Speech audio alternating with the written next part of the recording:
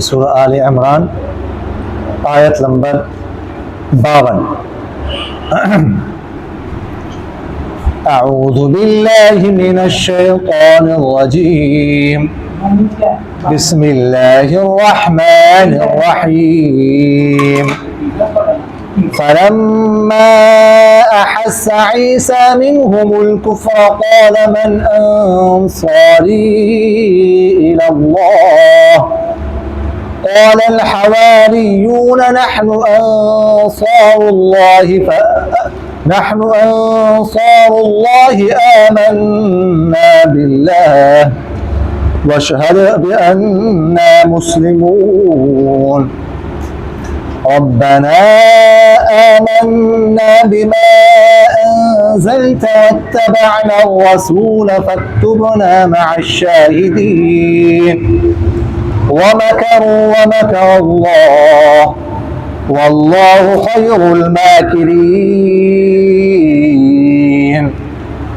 Is क़ाल अल्लाहु या ईसा इन्नी मुतवफ़्फ़ीक व राफ़िउक इलैया वमुतह्हिरुक मिनल्लज़ीन कफ़रू वजाइलुल्लज़ीन इत्तबऊक फ़ौक़ल्लज़ीन कफ़रू इला यौमिल क़ियामह ثم إلي مرجعكم فأحكم بينكم فيما كنتم فيه تختلفون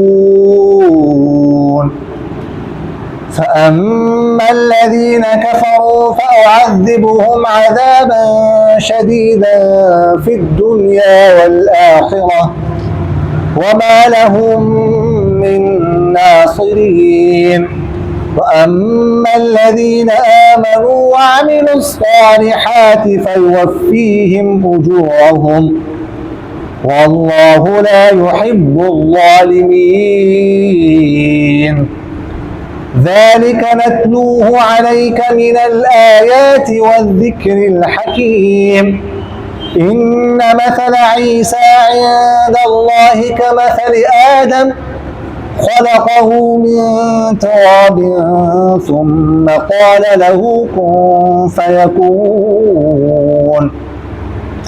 الحق من ربك فلا تكن من الممترين فمن حاجك فيه من بعد ما جاءك من العلم فقل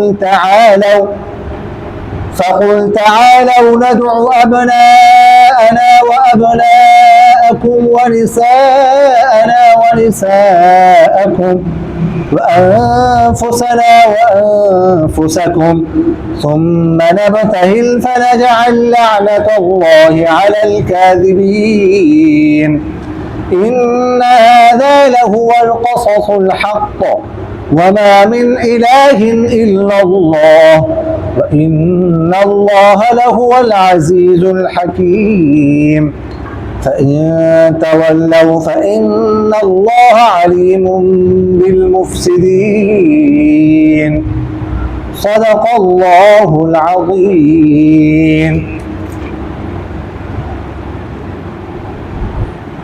फलम्मा बस जब अहस्सा महसूस किया ईसा अलैहिस्सलाम ने मिनहुम उन लोगों से अल-कुफ्र कुफ्र क़ाल तो कहा मन अंसारी कौन मेरे मददगार है इलल्लाहि अल्लाह के यहाँ जाने तक।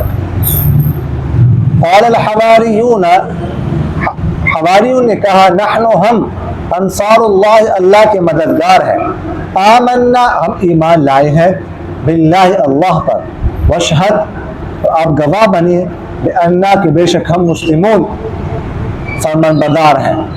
रब्बना ऐ हमारे रब आमन्ना हम ईमान ला चुके हैं बिमा उस चीज़ पर अंज़लता जो आपने उतारी है वत्तबअना और हमने पैरवी किया और रसूला पैगम्बरों की फक्तुबना बस लिख दीजिए हमें मअश्शाहिदीन गवाही देने वालों के साथ। वमकरू और उन्होंने खुफिया तदबीर की वमकर अल्लाह और अल्लाह ने भी तदबीर की वल्लाहु और अल्लाह ताला खैरुल माकिरीन बेहतरीन तदबीर करने वालों में से। इज़ जब क़ाल अल्लाह कहा अल्लाह ताला ने या ईसा ए ईसा इन्नी बेशक मैं متوفی کا آپ کو پورا پورا لینے والا ہوں، ورافع کا آپ کو اٹھانے والا ہوں، الیہ اپنے طرف، ومطہر کا اور آپ کو پاک کرنے والا ہوں، من الذین ان لوگوں سے کفروا جنہوں نے کفر کیا، وجاعل الذین اور میں بنانے والا ہوں الذین ان کو اتبعوا کا جنہوں نے آپ کی پیروی کی ہے، فوق الذین اوپر ان کے کفروا جنہوں نے کفر کیا، الی یوم القیامہ قیامت کے دن تک، ثم پھر الیہ میرے طرف مرجعکم تمہارا لوٹنا ہے، فاحکموا پھر میں فیصلہ کروں گا بینکم تمہارے درمیان، فیما ان کاموں میں کنتم فیہ تھے تم جس میں تختلفون اختلاف کرتے۔ فاما الذین بہرحال وہ لوگ کفروا جنہوں نے کفر کیا، فاعذبہم بس میں ان کو عذاب دوں گا، عذابا شدیدا عذاب سخت، فی الدنیا والآخرہ دنیا اور آخرت میں، وما لہم اور نہیں ہے ان کے لیے من نصیر کوئی مددگار۔ واما الذین اور باہر وہ لوگ آمنوا جو ایمان لا چکے، وعملوا اور عمل کی جنہوں نے الصالحات نیک، فیوفیہم تو دے گا اللہ تعالیٰ ان کو پورا پورا اجورا ان کا اجر، واللہ اللہ تعالیٰ لا يحب الظالمین نہیں پسند کرتا ظلم کرنے والوں کو۔ ذالک کو خاموش ہو جاؤ، یہ نتلوہا ہم پڑھتے آپ پر، پڑھتے ہم اس کو علیہ کا آپ پر، من الآیات نشانیوں میں سے، والذکر الحکیم اور مضبوط نصیحت میں سے، ان مثلا بے شک مثال عیسیٰ علیہ السلام کی عند اللہ اللہ کے ہاں کمثل آدم علیہ السلام کی مثال کی طرح ہے، خلقہ اس کو اللہ تعالیٰ نے پیدا کیا من تراب مٹی سے، ثم قال پھر کہا اس سے کن ہو جا فیکون تو وہ ہو گئے، الحق حق من ربک آپ کی رب کی طرف سے، فلا تکن بس مت ہو جانا آپ من الممترین شک کرنے والوں میں سے، فمن بس جو حاجک جھگڑے آپ کے ساتھ فی اس حق کے بارے میں من بعد اس کے ما جاءک من العلم کہ جو آپ کے پاس آ گیا علم میں سے، فقل تو بس آپ کہہ دیجئے تعالوا آ جاؤ، ندعو ہم بلاتے ہیں ابناءنا اپنے بیٹوں کو، ابناءکم تمہارے بیٹوں کو، ونساءنا اپنی عورتوں کو، ونساءکم اور تمہاری عورتوں کو، وانفسنا اور اپنی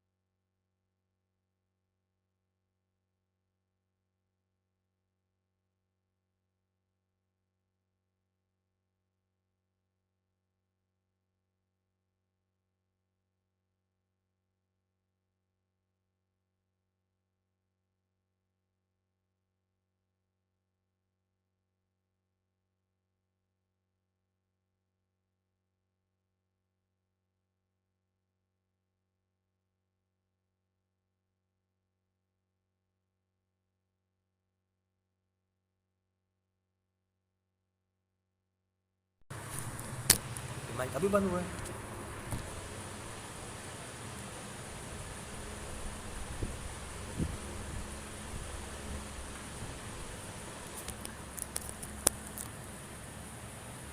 اچھا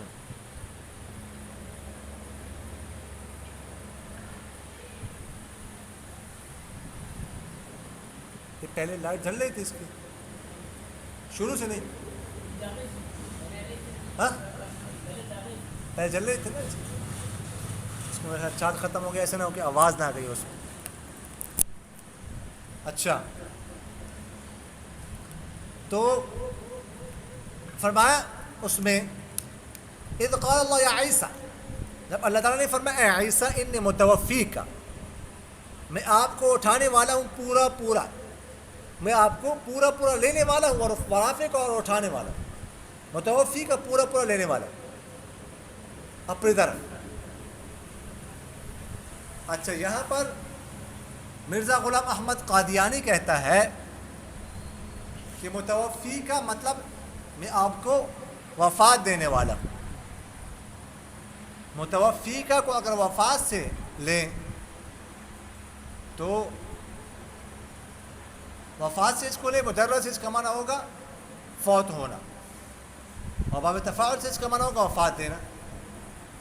لیکن وفات سے نہیں ہے، وہ وفات سے ہے، وفات سے مجرد اس کا معنی پورا کرنا، وفا کرنا. اور باب تفاعل سے اس کا معنی ہے پورا پورا لینا. یہ وفات سے ہے پورا پورا لینا، یہ میں آپ کو پورا پورا لینے والا ہوں. آگے اس کی وضاحت ہے نہیں، اٹھانے والا ہوں اپنی طرف اوپر. اگر وہ معنی بھی لے لیں تو پھر بھی ٹھیک ہے. یعنی ممیتوں کا اگر اس کو معنی لے لیں، جیسے امام بخاری نے لیا ہے، تو اس کا مطلب میں آپ کو موت دوں گا، اپنے وقت پر موت دوں گا. اس میں فاعل ہے، ابھی نہیں ہے، ضروری ہے کہ ابھی، مستقبل میں پر بھی دلالت کرتا ہے. میں آپ کو موت دوں گا اپنے وقت پر. تو یہ معنی ہے. غلام احمد قادیانی کہتے ہیں کہ اس کا مطلب ہے میں آپ کو موت دینے والا ہوں، لہٰذا عیسیٰ علیہ السلام فوت ہو گئے. اچھا فوت ہو گئے تو آپ کو کیا مسئلہ ہے؟ میں موصوف ہوں، میں موصی ہوں، میں عیسیٰ ہوں جس کا وعدہ ہے کیا ہے میں ہوں. وہ تو فوت ہو گئے. قبر کہاں پر ہے؟ کشمیر میں، سری نگر میں. سری نگر میں ان کی قبر ہے عیسیٰ علیہ السلام. یہ مرزا غلام احمد قادیانی کہتے ہیں. کس نے کہا ہے جی فرانس کے ایک مصنف نے لکھا ہے. اب فرانس کے مصنف کی بات مان لی، قرآن و حدیث کی بات نہیں مانی، اس کی بات مان لی. جیسے وہ تھا ویسے ہی جو ہے نا اس کے گواہ تھے. تو میں ہوں مسیح موعود، یہ اس کا دعوت ہے.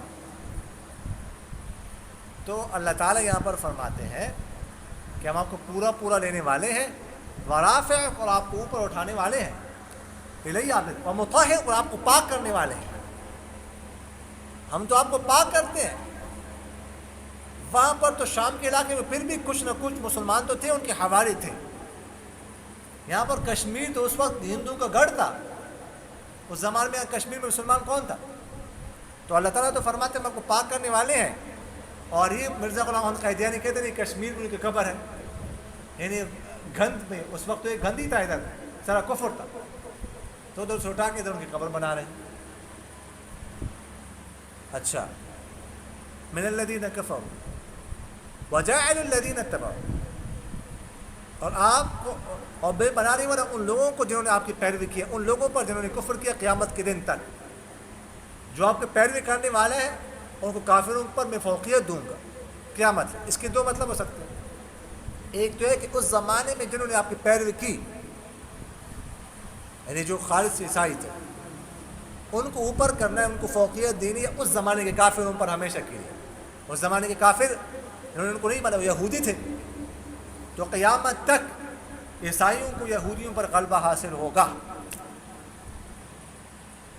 یا دوسرا مطلب ہے کہ جنہوں نے مکمل پیروی کی ہمیشہ کے لیے عیسیٰ علیہ السلام کی، وہ کون ہے؟ مسلمان. ان کو میں فوقیت دینے والا ہوں کافروں پر قیامت کے دن تک. ایسے ہی مسلمانوں کو فوقیت حاصل ہے دلائل کے حوالے سے، شریعت کے حوالے سے. تو پھر فرمایا میرے طرف تمہارا لوٹنا ہے، پھر میں تمہارے دن فیصلہ کروں گا ان کاموں میں جس میں تم اختلاف کرتے تھے. فأما الذين كفروا فأعذبهم عذابا شديدا في الدنيا والآخرة وما لهم من ناصرين. جنہوں نے کفر کیا تو ان کو میں عذاب دوں گا، عذاب سخت دنیا اور آخرت، ان کے کوئی مددگار نہیں.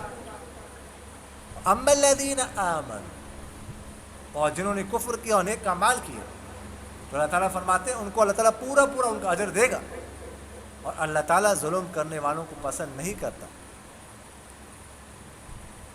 ذَلِكَ نَتْلُوهُ عَلَيْكَ مِنَ الْآيَاتِ وَالذِّكْرِ الْحَكِيمِ. یہ جو ہم پر آپ کو تلاوت کر رہے ہیں آیتیں ہیں اور حکیم حکمتوں والا ذکر ہے، حکمتوں والی نصیحت ہے. یا محکم، حکیم بمعنی محکم، مضبوط نصیحت. ان مثل عیسیٰ عند اللہ کمثل آدم. عیسیٰ علیہ السلام کی مثال اللہ کے ہاں آدم علیہ السلام کی طرح ہے. پیدا کیا اس کو مٹی سے، پھر کہا اس کو ہو جا، وہ ہو گئے. ہم نے اس سورت کی شروع میں یہ پڑھا ہے کہ نجران کے عیسائیوں کا ایک وفد آیا تھا. تفصیل ہم نے وہاں پر عرض کی ہے. 60 بندوں پر مشتمل تھا. اس میں ان کے سیاسی رہنما بھی تھے، مذہبی رہنما. ابو حارثہ ابن علقمہ جو ان کا مذہبی رہنما تھا اس زمانے میں نجران میں، اس سے کوئی بڑا پادری نہیں تھا.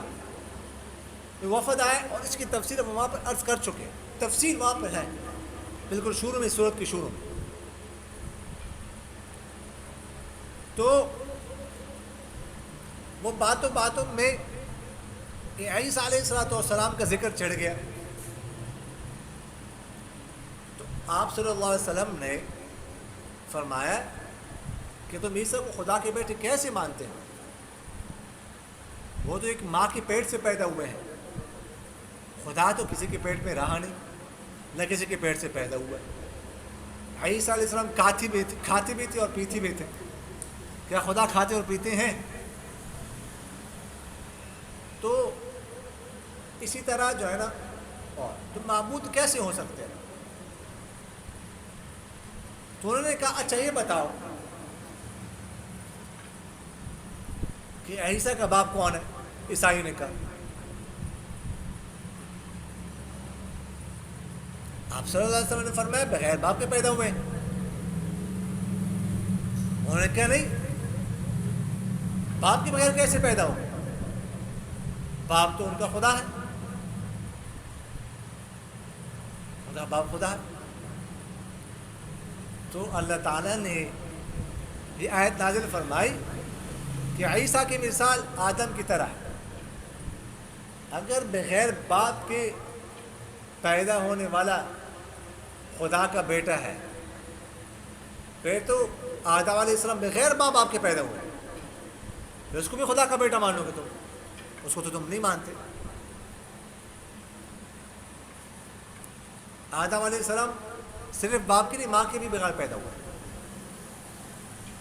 تو عیسیٰ علیہ السلام کا کوئی باپ نہیں ہے.